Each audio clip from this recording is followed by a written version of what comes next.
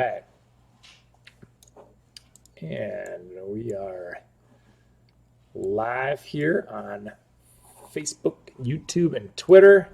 Um, Thank you all for joining us for another episode of the Clean Power Hour. I'm very excited for today's conversation about faith and climate justice with some people who know it well and have been walking that walk for a while.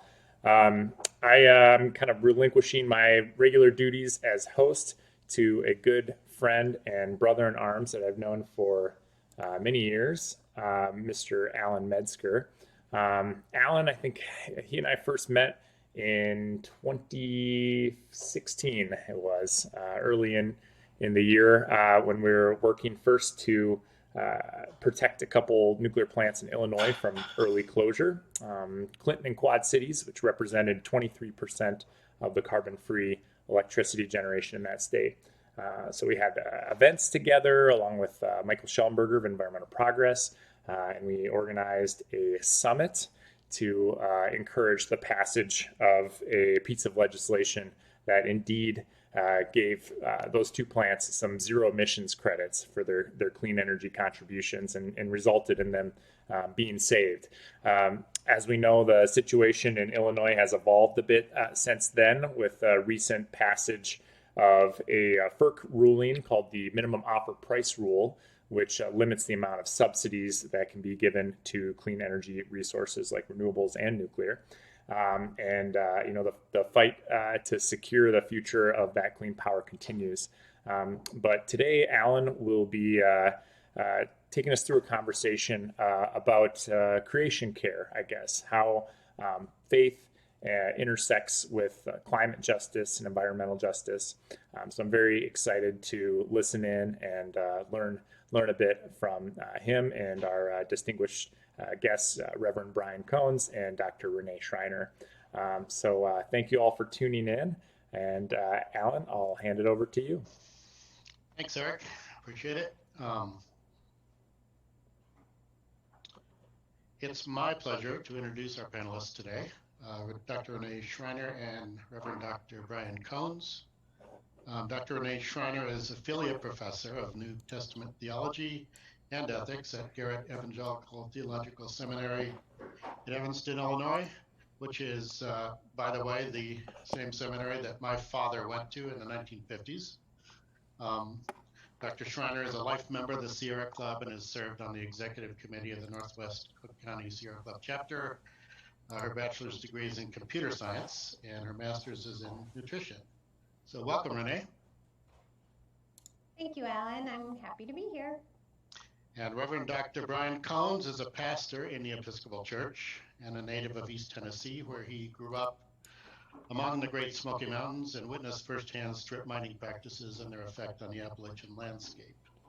His father, Marvin, worked as a civil engineer in both nuclear and hydroelectric power for the Tennessee Valley Authority. Brian is the former managing editor and columnist of U.S. Catholic magazine, which often featured coverage of the connection between environmental responsibility and faith.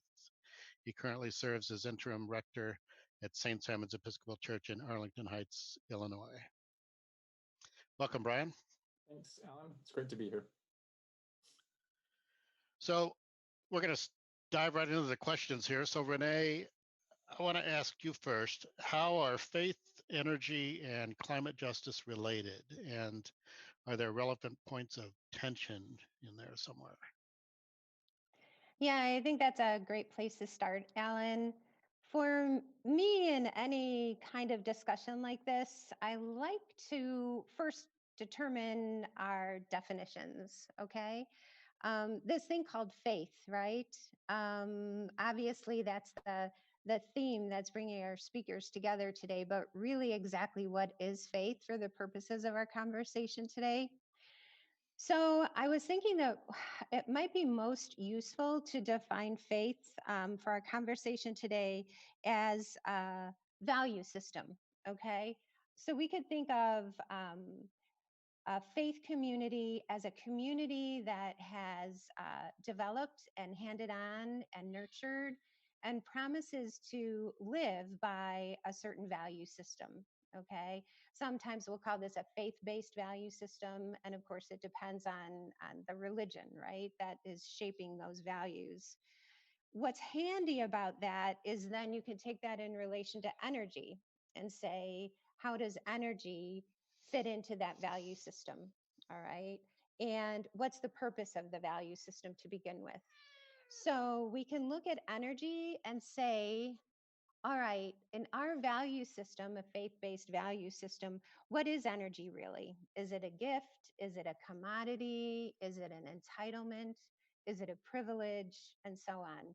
So that's the first thing that can help us out here is seeing about how energy fits into that faith based value system. And then we have the third term, justice, right? So that gets back to the idea about the whole reason that we even have this value system is because we believe that it's that value system that will yield abundant life. All right. So if we proclaim a value system that will yield abundant life, what does that mean for energy and how we steward it? So the tension, I think, is going to arise, and we'll probably see this in the discussion about how you determine the extent of that abundant life and how you determine the community. All right. The community that has the value system, how far does that extend and how big is it? So for me, that's kind of how I'm framing the discussion. Well, thanks for that, Brian. Did you have any additional thoughts to add to that?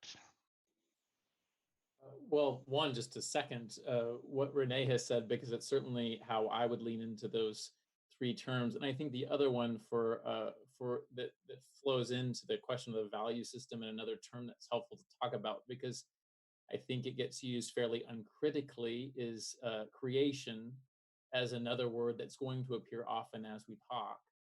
Because that term suggests that when we're talking about the natural world and anything we might do with it, that it has a source. It doesn't just exist of its own. And generally, to talk about creation is to talk about a relationship between creator and what has been created. And so I think that kind of story that most religious traditions have also guides how you'd answer questions of what faith requires, what justice requires, and so on.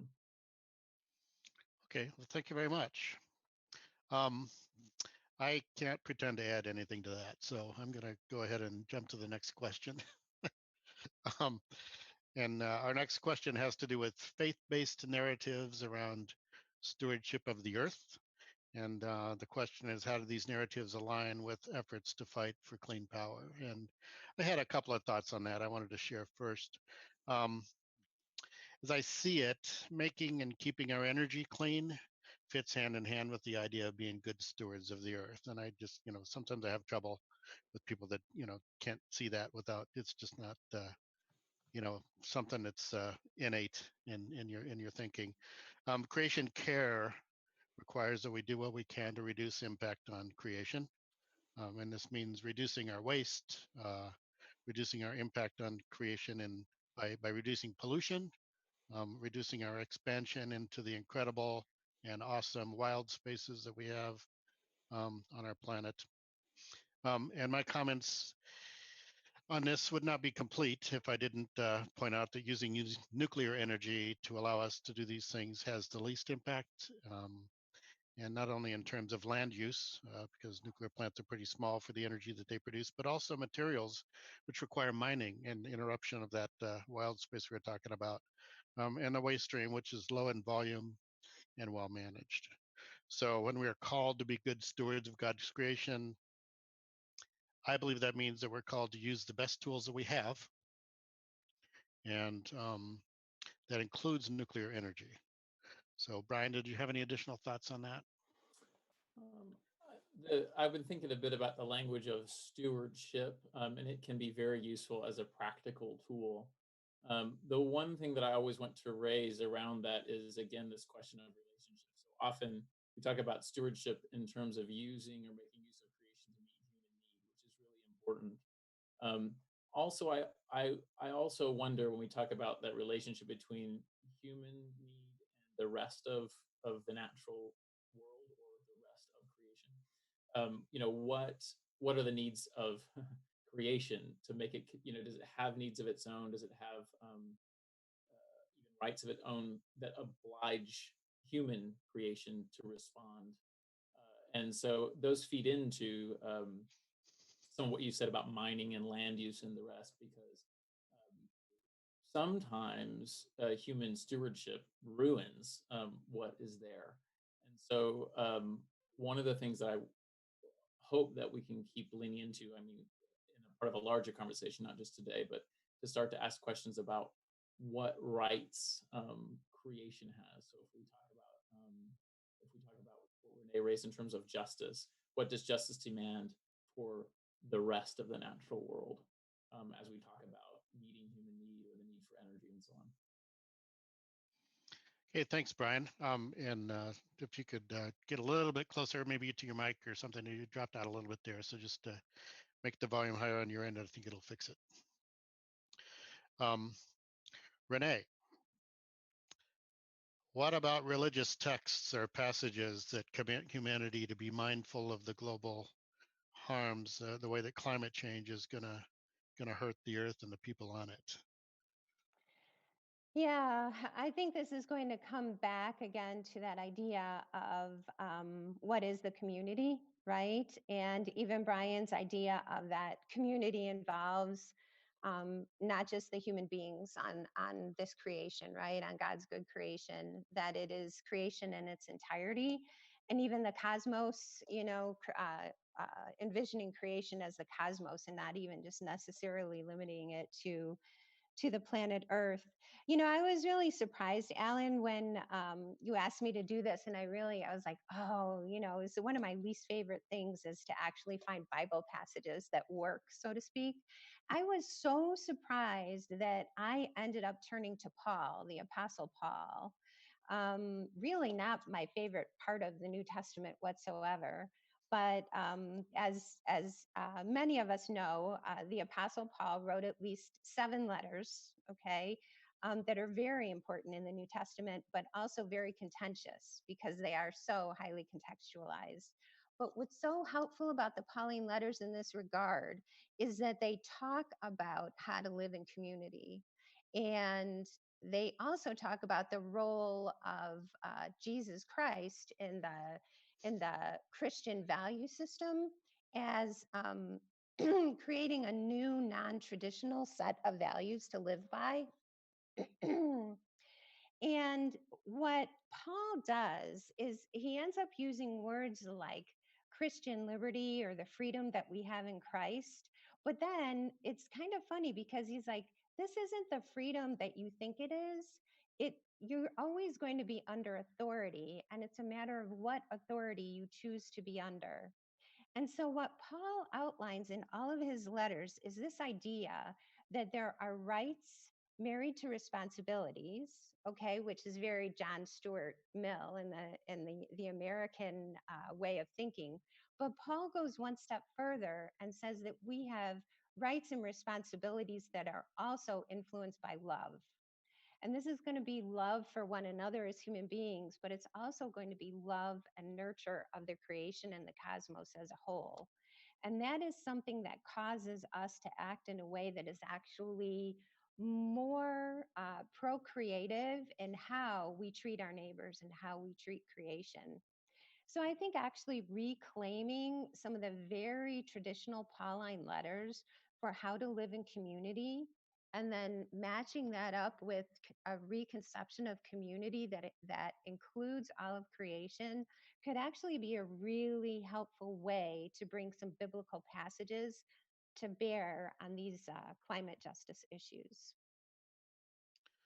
Well, thank you.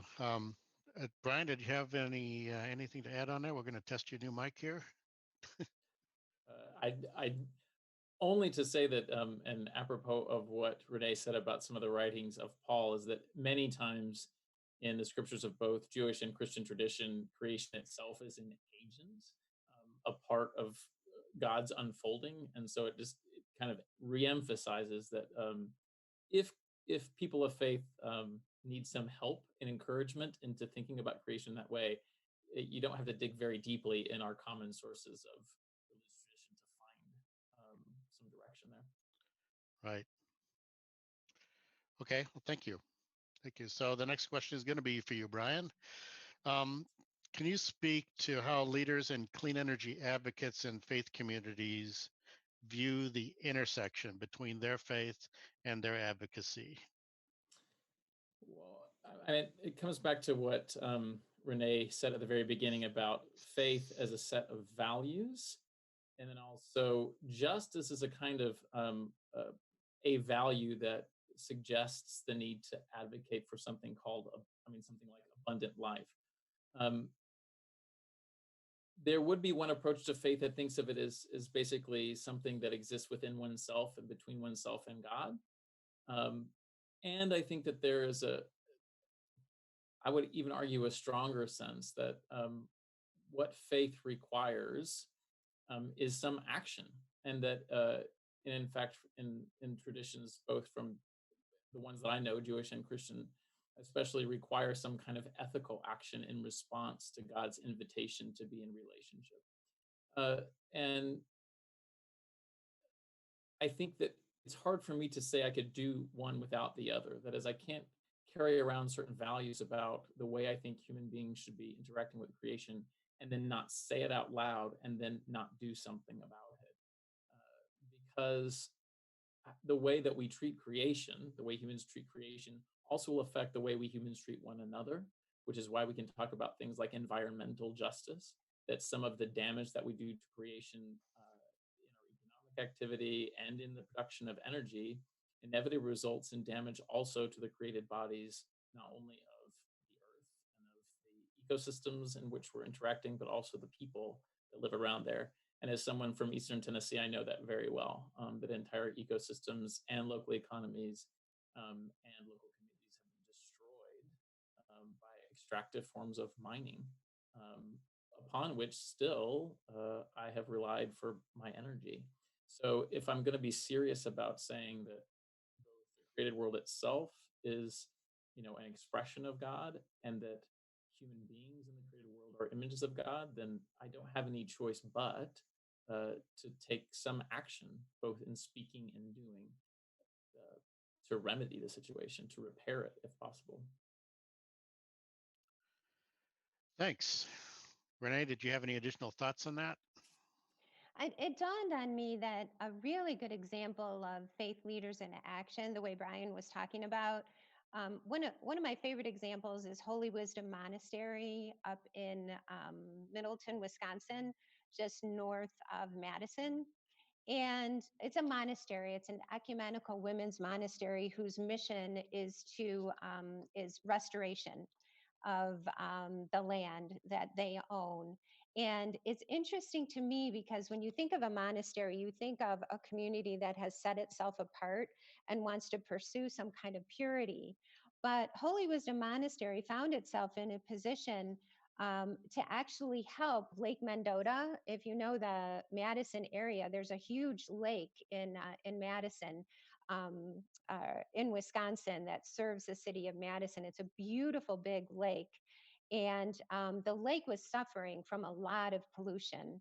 And the Sisters of Holy Wisdom Monastery realized that they had ponds on their property that if certain water runoffs, like from a large golf course, were directed through their ponds before they hit Lake Mendota, that a lot of the pollutants that were hurting Lake Mendota could actually be taken out and reside in their pond instead. So, as faith leaders in that community, they chose to actually defile themselves, defile their own property for the greater good of Lake Mendota and the wider Madison area, which is kind of inside out thinking of how you typically think about religious communities. So I just hold that up as a really great example of what faith leaders can do in certain circumstances. Oh, thank you. So, Renee, the next question is yours. So you get to keep going, and there's no pressure here, but it is a question that a lot of us have. So, which is why I'm giving it to you.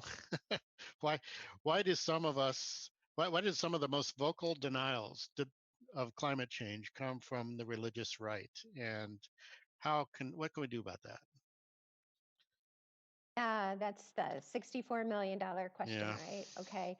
So there are a couple of, I would say maybe even two or three resources that I really turn to with this, because this is hard stuff. The thing that I found most helpful was the work of Jonathan Haidt. I don't know if you're familiar with it, but the last name is spelled Haidt, Jonathan Haidt. He wrote The Righteous Mind, Why People Are Split on Politics and Religion. And I just found it so helpful that he outlined the pillars upon which moral decisions are typically made. So, what Jonathan Haidt did for me that I found so helpful was he talks about 5 pillars, and they are care, fairness, loyalty, authority, and sanctity. And based on research, Jonathan Haidt and his scholars that worked with him found out that we'll separate into liberals and conservatives, okay, the more typical name, or progressives and conservatives. But what happened was that liberals tended to base all of their moral platform on only 2 of those pillars, and that is care and fairness. It's almost as if liberalism overweighted care and fairness and sort of neglected the pillars of loyalty, authority, and sanctity.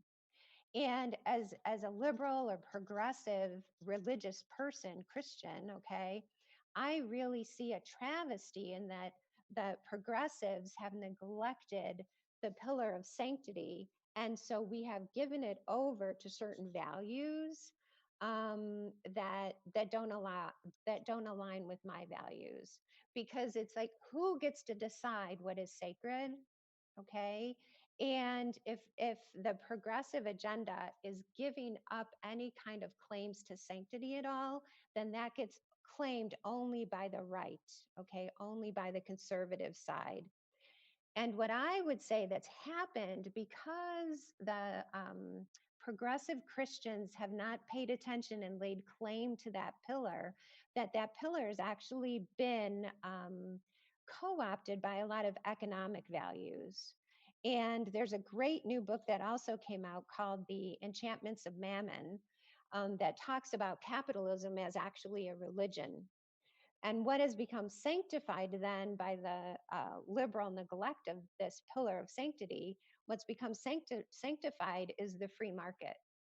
And because that has come up, then a lot of those values that should be undergirding a lot of the Christian communities are getting corrupted into economic values instead. So I would really recommend the work of Jonathan Haidt. Another really, really helpful work is Davis and Hunter, who talks about how freedom and justice are valued between the conservative and liberal communities. And he talks about the difference between economic freedom and social freedom, and the difference between social justice and economic justice. All right. And I wish I kind of had a diagram to show you, but the conservative mindset values economic freedom and social justice, whereas the liberal community tends to value social freedom and economic justice. Okay. And those tend to be seen at odds. So educate yourself in those 2 points of sociological research, and I think it could really help you make some good decisions in overcoming this polarization. Yeah, that's really interesting. I was just thinking about I always think about just the kind of the upside downness of the being on the liberal side myself, being um, in that space and rejecting nuclear energy, which is it's a tool that we have. It's a technology that alongside all the other technologies that we are happy to use in our everyday life, but the people on the left of the political spectrum are just likely to to just assume that it's bad, and that's kind of been the kind of the party line for such a long time. And so I am sure that there are deep reasons for that, and I appreciate your kind of starting to scratch the surface on that, and I'm sure it's just scratching the surface at this point. Brian, did you have anything you wanted to add to that? So, okay. Oh, I think Renee covered it.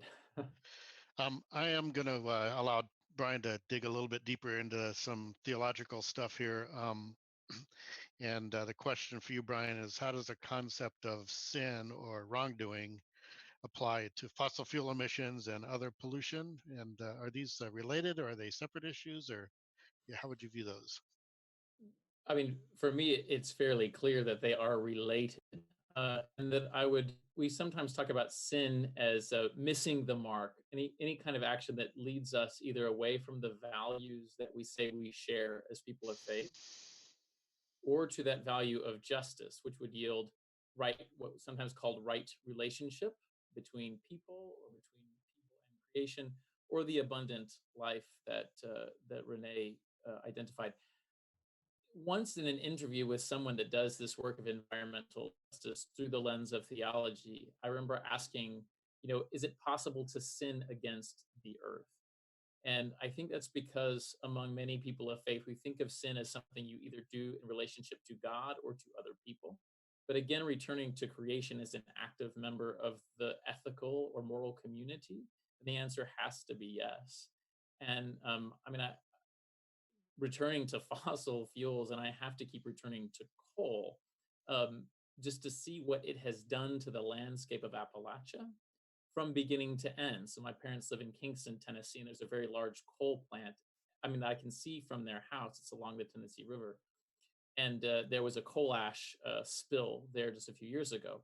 So if you think about the damage done to that part of creation over the past many years, I mean, so decades, and right at home. But what strikes me about that particular plant is they built these ginormous smokestacks to disperse the acidic portion of the emissions, beyond the mountains, because at the time the Smoky Mountains were suffering, the land of the Smoky Mountains, the plants were suffering from acid rain. So they built the stacks higher so they could send the pollution beyond the mountains. I don't know if it really worked. I don't think they use them anymore. But there's the point. Sins against creation, and then against those communities that have to suffer the pollution from that extractive practice. Uh, and I think in the end, and it returns to Renee's point about the ways in which our economic systems have replaced the values of faith. We talk about idolatry, but that efficiency, the free market, those values have replaced other ones. And I think it seems to be necessary to acknowledge that pretty much all of our energy production is extractive. It modifies creation. It often does damage to creation. And so it requires a certain examination of conscience, because I'm not sure that we've really considered the final results of what we're doing. Um, I lived in Australia just for the past 3 years, and what we don't hear too much in this context about climate change is that the oceans are rising so quickly they're wiping out whole lands, whole peoples, and the rest. So we haven't really begun to grapple with, and it might be helpful to use rough language like sin to acknowledge the kind of damage and violence that we're doing, not only to the earth, but to each other.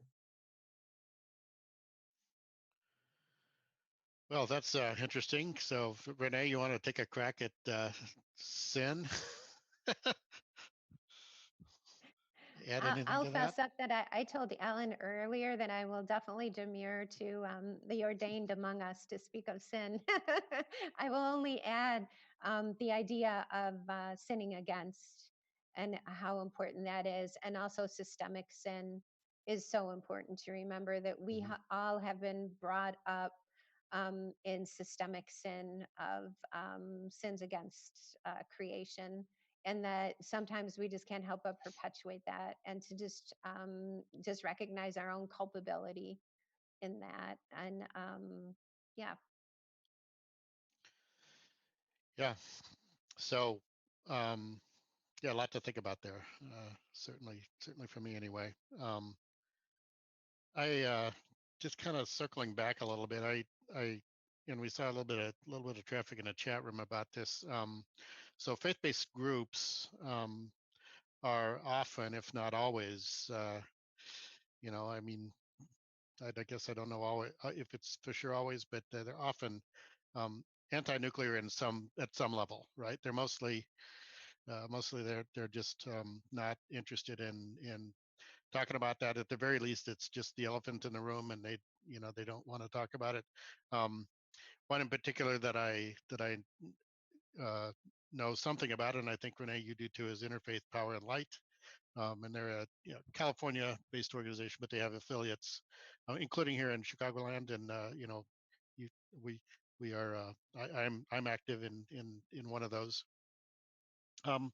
But that's just what do we do about a situation like that where you go to their website and it's like nuclear is bad, it's got horrible waste problems, it's dangerous, it's too expensive, it takes too long, and all of those things are easily things to address, using facts and figures and things that we know, but many of us have tried and failed to get anybody's attention at a place like that. So, I mean, can either of you suggest, like a different approach, something that might, um, couching those things in a different way, other than saying, "Why don't you fools like nuclear?"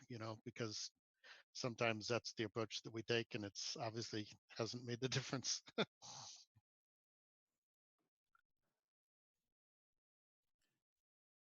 mean, one thing that I have to say is that there is the danger of making the perfect the enemy of the good. And I sure would wish for energy generation that left no trace, that did no damage, that required no mining. I am not aware of any of that. And even hydroelectric power can be very destructive to river systems and watersheds. Uh, I am at the point where I just want to say that the real enemy here is carbon. And so at this point, it seems unwise to discard any any source of energy that generates no carbon. And I think that's what I learned most about living away and close to the islands of the Pacific, because the crisis there is just so clear. It's driving migrations. It's overcoming. It's the sea level rise is actually eliminating lands and peoples and cultures. And so it seems to me it's unwise in terms of a practical ethics of energy production to discard something that's already there, that's very useful. It has its own damages that need to be rectified and taken care of, just like any power generation source does. But it just seems unwise to discard it in this moment of crisis, because that's where we are. I also wondered too, I noticed in the chat, kind of a resistance among Catholic social justice types to anything nuclear. And I grew up among those folks as well, dumping buckets of paint or blood on nuclear weapons and things, because that technology has also been used to do horrible things and to build horrible weapons. So I wonder if there's something to that. I'm on that side of things. Yes, let's eliminate all forms of nuclear weaponry. That doesn't mean the technology can't be used for the good of people. Right. Renee? Yeah, I would say, like, for sort of like a theological hook, definitely what Brian said about don't let the perfect be the enemy of the good. And theologically, the way that we can think about that is the provisional nature that I know you, Alan, have shared with me, how so important nuclear is, even provisionally, to get us to the place that we want to be eventually. And that if you can communicate the humility that goes along with the way that you have presented nuclear power to me, again, recognition of what it does do to the earth and what, the potential downsides are, um, to really dovetail with the Christian understanding of the now but not yet, We are still going to be reliant upon the certain forms of energy for a while until we can get to another place, right? So I think that really resonates, as far as what you have told me. The other thing is thinking about the long term. We call that eschatology in Christian theology. And in a lot of ways, the way that you presented nuclear to me dovetails with a lot of that kind of thinking as well. That we are in God's time, and God's time is changing and evolving and transforming. But we have not yet gotten to a place of perfection. And the need to participate with creation and where creation itself is going, I think is so important. Mhm. And your message could definitely do that too. So, and then just the wideness of the community. Yeah, and thanks for those kind words, uh, Renee. I appreciate that. Yeah, we keep slogging along. I I guess that the last question I have here is just to kind of expand on that specific question that I had, which is kind of where the rubber meets the road, and that's how can efforts um, to include the faith community in the fight for climate change, just as a broad in a broad way, how can those efforts be improved? What can we do to make that better? And one of my thoughts here was that we could take the practice of welcoming that faith communities often work hard at. We and apply that to clean energy advocacy. Churches often, I mean, they always want people to feel welcomed, um, and and often they have specific resources and people assigned and allocated to make sure that that happens. Clean energy groups, and in particular pro-nuclear groups, should also make sure that we have that welcome mat out. And this is important to keep in mind, especially in our social media interactions. Really, really, especially there, because that's how people view us. So we don't really want to be viewed um, uh, in a bad way. I mean, we want to be viewed as a group or a movement that folks would want to be a part of, not so much necessarily initially that they agree with everything we say, but that they see us and they see how we act and they want to be a part of us.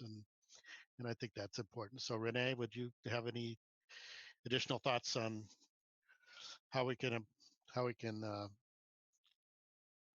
improve on those efforts? Yeah, I would say just be listeners.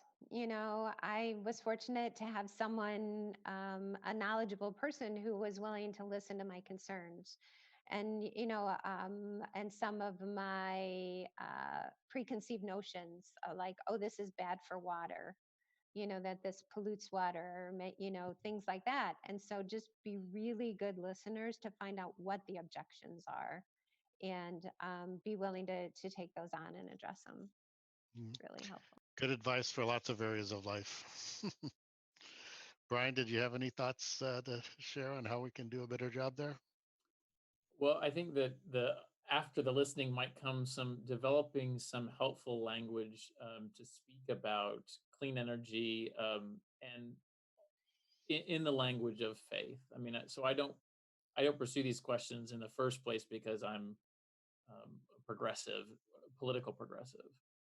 I pursue the question of clean energy and creation care and the integrity of creation as a person of faith. Uh, and I notice in myself an unwillingness sometimes to bring that into uh, the public conversation. I can do it when I preach, but outside of that, maybe not. And I think that it might be helpful to keep lending that voice of people of faith to this public conversation about policy, about how we generate power, about its effects on underserved populations, underserved communities, or marginalized communities, so that uh, those people in the public square who also look at the world with those eyes might find some language for themselves. Um, and we might make some good changes that will benefit everyone. Mhm. Well, this has really been interesting and awesome. I, that's I don't like to use that word that much because it gets overused, but thank you both very much for sharing with us in this session. I hope that the folks out there in attendee land got a lot out of this. I expect that they probably did. And I'm going to spring a surprise guest on us here. I wanted to leave a little bit of time at the end of the discussion for our guest panelist, John Kutch is the executive director of the Thorium Energy Alliance, which works to reduce the cost of energy, increase the availability of critical materials, and protect the health of the planet and the future of the human race. So that's a big lift. And as it turns out, John had some experience with the Jesuits, where he went to the Loyola Academy and got his MBA at Loyola as well, I think. And there was some influence there that we've asked him to talk about today. So Yeah, can you hear you are me? live. You are live. Super duper. Yeah, so thank you very much, Alan. And Eric, that's very kind of you to let me come here and blab at you for a couple seconds. But this is my personal take on this stuff. The Jesuits, for those of you who know the Jesuits, we are, men for others is the slogan for the Jesuits. So I got infected with this idea of public service early on. And they're also the order of science, really. I mean, Jesuits are the most educated, and they run the Vatican Observatory, and they run the most of the universities. And I got my MBA from the Loyola University Chicago Business School there, and before it was hard to get into, so I got in under the wire. uh, so I just wanted to say, talk about thorium a little bit here. What uh, is, and sort of makes an excellent example of this of this philosophy of trying to make the world a little bit better place. So thinking about thorium, it's the third nuclear fuel. There's thorium, uranium, and plutonium. And thorium is the one that's sort of been left behind. There hasn't been enough work done on it, but it's very promising. One of the most promising reasons to me, there's a lot of people that say stuff that, are sort of on the margin, that, it's much more available in the Earth's crust, things like that. But really, to me, the most interesting thing is thorium is always found with rare earths, right? And rare earths and thorium are always found in phosphate mineralizations. And so if you're sort of a creation myth kind of person, you're like, who had the thought to put rare earth metals, which are the metals of the future, which run all of our computers and all of our phones and solar cells, starter motors on cars, who put the materials of the future along with all the fertilizer we need in the future, along with all the energy we need, in one rock. So, somebody put all three things we need to have an abundant energy future in one rock. So that's a little bit of something to ponder. How did that happen? And then the other thing I want to point out is that this rock, it's a tailing waste. Tailings are what, when you mine and you're mining for iron and you bring up all sorts of other rock, you throw the tails to the side, stuff you don't want. It's garbage, it's rejected. So I often tell people thorium, will power the world, but it's garbage. It's literally just junk. And that when I was trying to explain it to somebody very recently, I thought of the old saying, this is a rock that was rejected, right? Rejected by the mason, but one day it will be, the cornerstone of a new society, right? And so the rock that was rejected will now be the rock that saves us all in a sense, and feeds us, gives us the materials we need, and provides us with energy for thousands of years. So, Renee, to answer your question, the energy you're looking for is, thorium energy. So that is the end point that you're hoping for, because you don't mine it, specifically. You don't actually go out and mine your own energy rock like you do with uranium or oil or coal. You're getting it for free when you're mining iron or titanium or anything else. Phosphate in Florida, for instance, produces vast amounts of thorium. So that is your dream energy future. We're taking rejected garbage and turning it into food and energy and materials so that another billion people on this planet can be lifted out of poverty and live lives of high up on the pyramid like we live here. So that's my little religious angle philosophy on why thorium is such a really good thing to support. This thing behind me here is a little promo. I'm going to throw in a dig here. We just licensed this movie Thorium, Far Side of Nuclear. It's available on Amazon Video on Demand, and obviously you can order a DVD and donate it to your local school or library after you finish watching it. But it's an excellent little documentary, and it speaks to these issues too, that thorium isn't just a great energy source, but it's a great material source, and it allows for lots of other aspects of society to start to occur. Better material usage. We get to clean up these tailings waste ponds, and we get to bring back manufacturing and industry back to some Western world manufacturing support here. So thanks very much, guys. I really appreciate you letting me flat my gums at you. I hope. Thanks, John, and good luck with your tractor out there.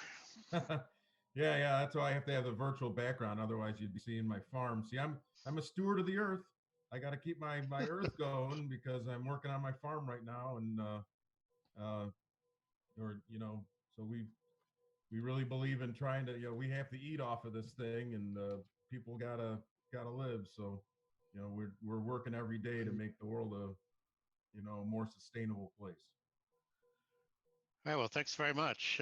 Eric, do we have time to see if there's any questions in the chat that we haven't already talked about? Yeah, let's take a look real quick here. Let's see. Somebody asked if any thorium reactors have been built yet. I responded to that in the chat. I just said not. Well, sure. The shipping. Yeah, go ahead, John. Yeah, that's what I said. The one reactor that absolutely ran on thorium was Shippingport. Shippingport ran its last fuel load on thorium MOX, U-233 and thorium breeder blanket reactor.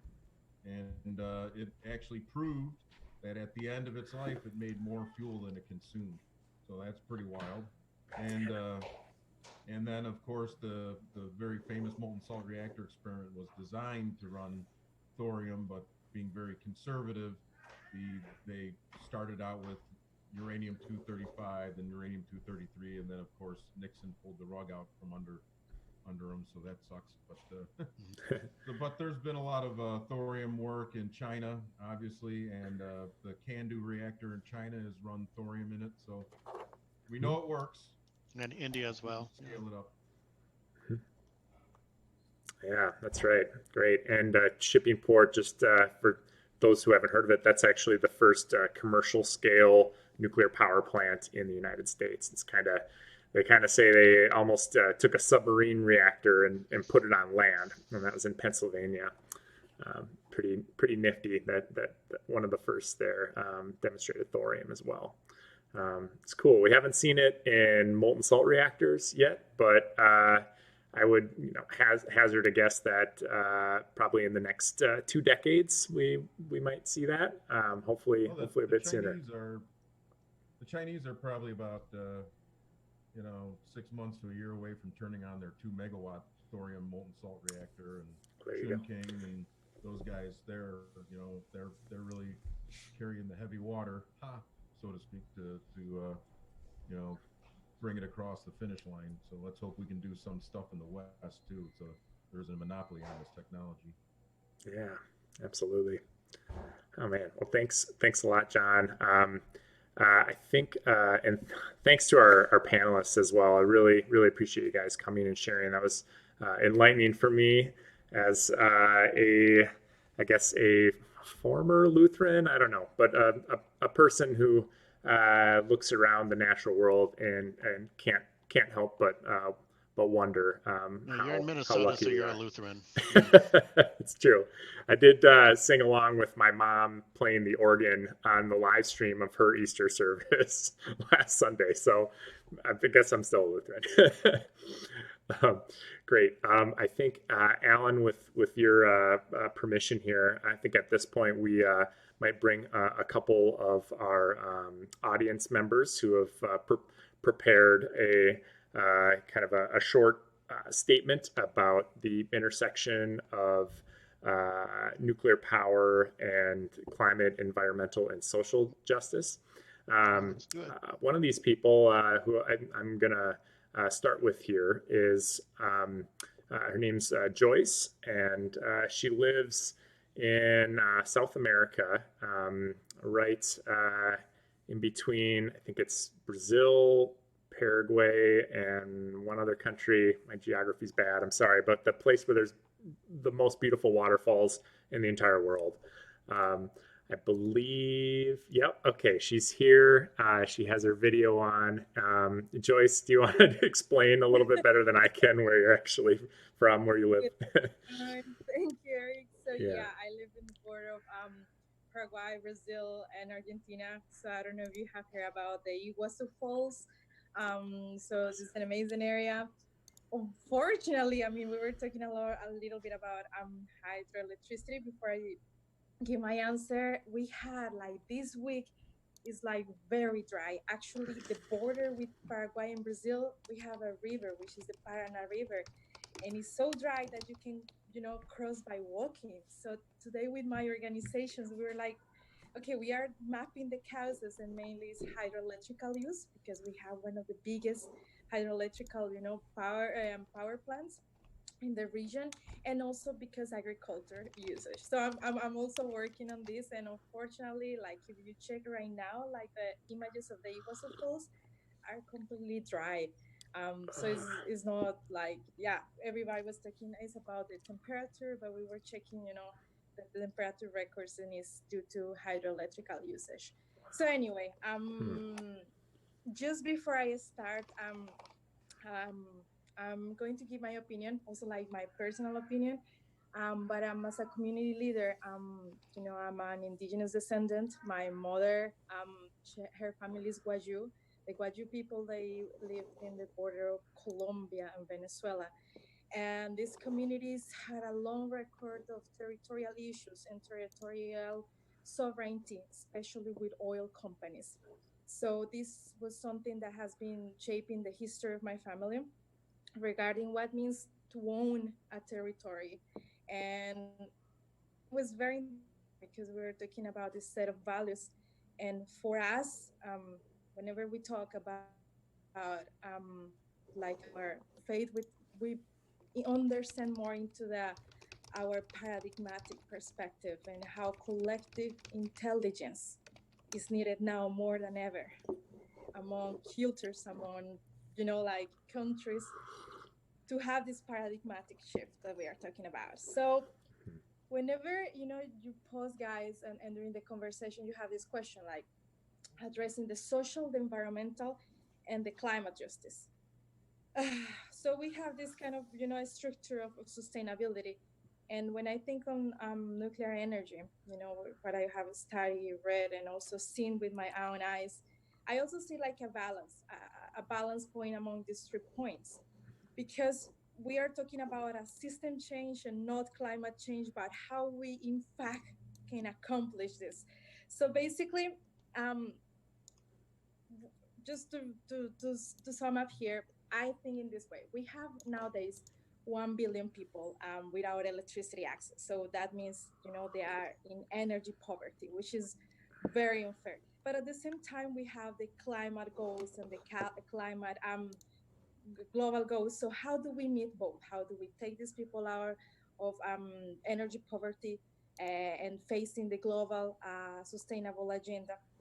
So that means that we need a carbon neutral society. We were talking about this today.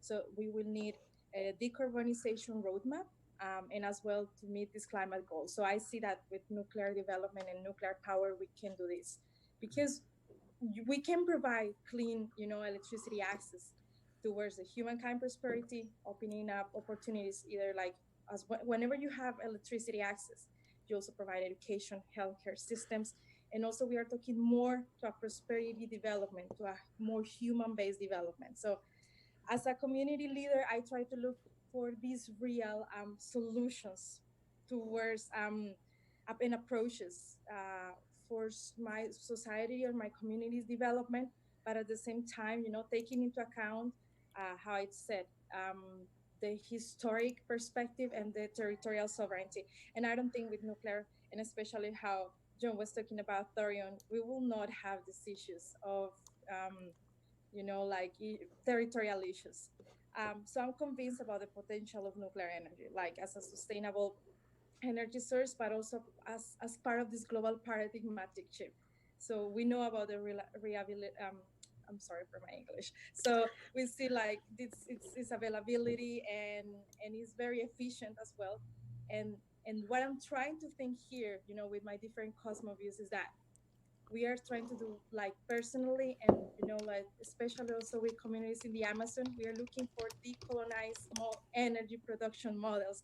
I'm not talking about like pointing out cultural differences. No, I'm talking about like getting out of this traditional way of developing energy, because it's not healthy, it's not safe for nobody. And like you know carbon, we have a lot of issues with deforestation, with like huge mining. So this is a way and can be responsible for us, but also we can think like collectively. And this is like my initiative. I'm trying to develop and to understand and to bring also like territorial land. So thank you very much for this opportunity. It's a complex topic. I'm gonna read what you suggest, and thank you guys and Generation Atomic for this invitation. Thank you very much. Thank you, Joyce. Thanks for sharing all that. Hopefully we'll actually get to have a climate talks next year, and we'll get to see each other again. That seems like every couple of years I see Joyce in a different European country. So we'll see. Hopefully this will kick this COVID thing to the curb, and we'll be able to meet up again. But thanks a lot for joining us. We've been doing this contest of sorts, a kind of micro pitch contest. I didn't do a great job introducing it earlier, so I'm just going to try to rewind, backtrack. So basically, we have people give very kind of short statements, and then there is a prize. Last week it was cash. This week it's not. It's something from our store, which is still pretty cool. And we have one other person that signed up. For whatever reason, I don't think we got the word out quite well enough this time, but that's all right. So we got one other person, our friend Ben from the UK. Ben Reed also entered to participate in our contest with the subject of how does nuclear energy relate to social, environmental, and/or climate justice? Ben, are you ready to go with your 60-second pitch here? Oh, you're still muted. Go ahead and unmute yourself. Chat. There you go. I got you. How many other people are entering? Oh, it's just you and Joyce. Okay. Yep. Right. Okay, so in 60 seconds. Okay. Yeah, let's go. Right. Go ahead. Okay, so does nuclear power kill? Yes, nuclear energy kills. It killed 150 people at Chernobyl, killing thousands each year though from air pollution, from the German energy wind system. No, it didn't do that. Giving people asthma attacks. No, it didn't do that. And creating rare earth metal tailing ponds in China, on which no plants will ever grow again. No, it didn't do that. Even at nuclear's worst, it still manages the best German energy wind supply in terms of CO2 levels, being cheaper and being more reliable. Any energy system related to energy wind needs to get off the grid, and we need to get nuclear back on. Awesome. Thank you very much for that. And we have we have a very late entry into this. I'm given a special favor because He's done so much for our organization over time here. He actually was the one generation atomic representative at the climate talks last year, and that in Madrid, and that's Ben DiNardo. He's our one of our campus organizers. I think I actually have to quickly just promote him to a panelist, and he has a little something prepared on this topic as well. So Ben, whenever you're in here and ready to roll, I think we conquered our tech hurdles here. Okay, we'll see if he hops on in a second. But before he does, I guess I'll say a little bit about this prompt. As Richard and I have been talking about this a bit, and there's there's a blog post in the works. But the one thing I've been wondering to myself about this, about the kind of intersection of environmental justice, climate justice, social justice, is are we making trade-offs that we're not even aware of?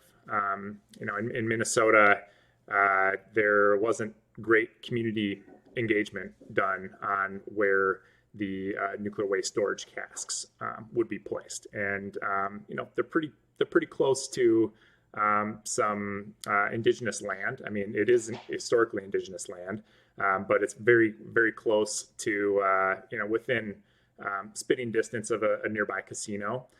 And this, in my personal experience, talking to the legislative policy directors of my legislators, is held up as a reason that nuclear power is a non-starter, because we have storage casks, which historically have not, the commercial nuclear power waste hasn't actually harmed anybody, but we have them on this land that's close to the reservation, indigenous lands.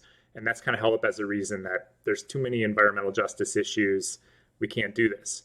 But I think it's natural for us, and I think there's a good chunk of the environmental movement that can be a little bit myopic about that piece and not think about, well, if we don't use nuclear, how much slower are we decarbonizing?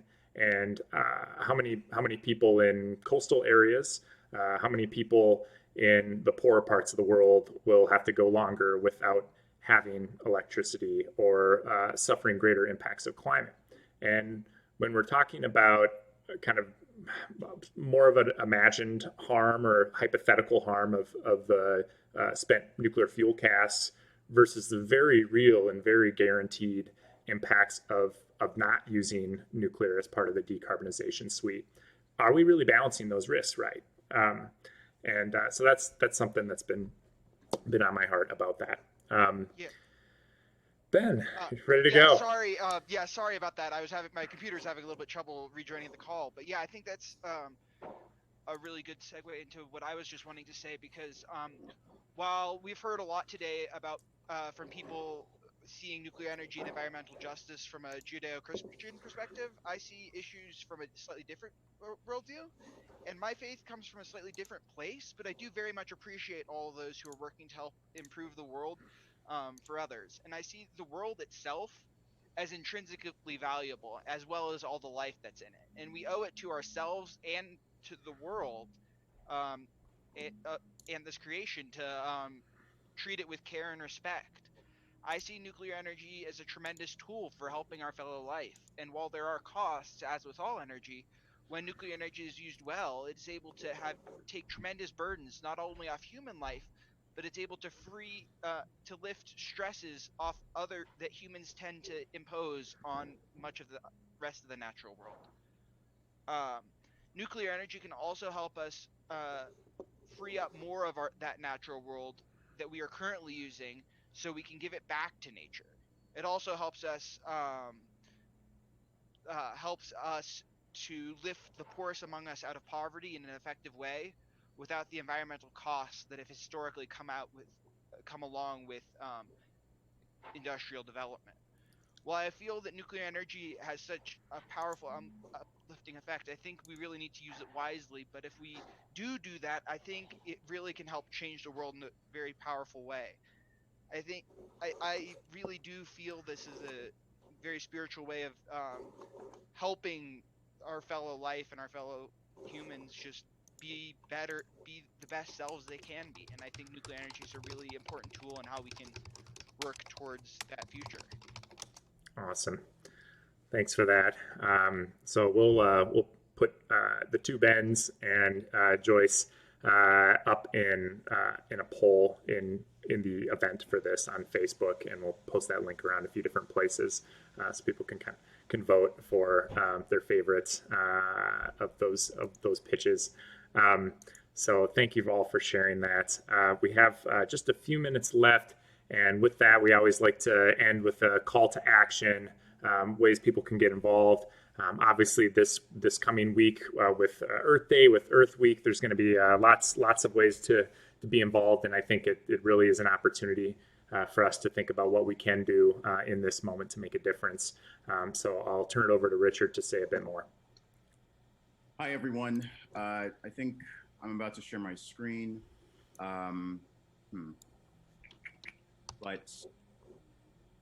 our first call to action is okay. Eric, could you help me pull up the call to action slide? I'm trying to share my screen, but it's giving me some. For giving you some grief.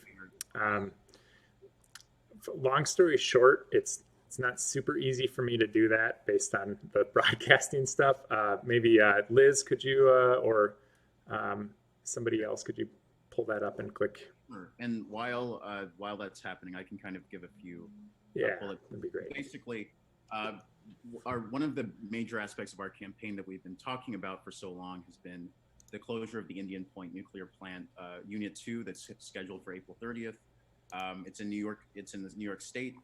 Provides energy to millions of people across the country, and we're trying to mobilize our constituents to really get out there and call Governor Cuomo, call their representative, and to speak up and say something about this plant closure.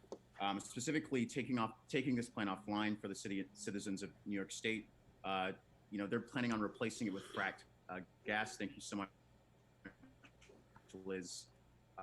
Planning on replacing it with fracked gas that's being piped in from a neighboring state, and that'll lead to a higher likelihood of methane leaks, fossil fuel emissions, and a projected increase of about 158 more deaths a year due to lower air quality. And so this is something that obviously in the midst of a crisis that we're experiencing is a big problem. And if there's ever a time to get rid of a massive source of clean power, this is absolutely the worst time. And so we really want and would appreciate your support in getting the message out there to Governor Cuomo. And then, Liz, if you could share our Illinois 100% clean by 2030 petition. This is our way of lobbying lawmakers right here in Illinois who, we want to get them to fight for clean power. Right now, Illinois is one of the nation's leaders in nuclear energy, and we've got several plants, many reactors, and we want to not just protect that resource, but expand it and make sure that we're not relying on coal power, we're not relying on fossil fuels. And so we want any legislation that's being passed on climate change to include the all zero carbon technologies, solar, wind, nuclear, hydro, geothermal, and we want to keep that technology affordable and reliable for Illinoisians, and maintain our status as a leader in clean power generation. So we'd love your support on these petitions, and I'll be dropping the links in our chat for your reference. Great, thank you for that. All right, I think that's everything we have for today. I really enjoyed this discussion. I want to thank everybody again who participated and brought so many insights. I'm looking forward to future ones, and I'm looking forward to seeing folks on the internet throughout this Earth Week and the many forms that our advocacy takes. With that, let's give our guests one more digital round of applause here. Thank you, everyone. And I will end the stream there. Thanks, everybody. Stay safe and have a great rest of your weekend. Take care.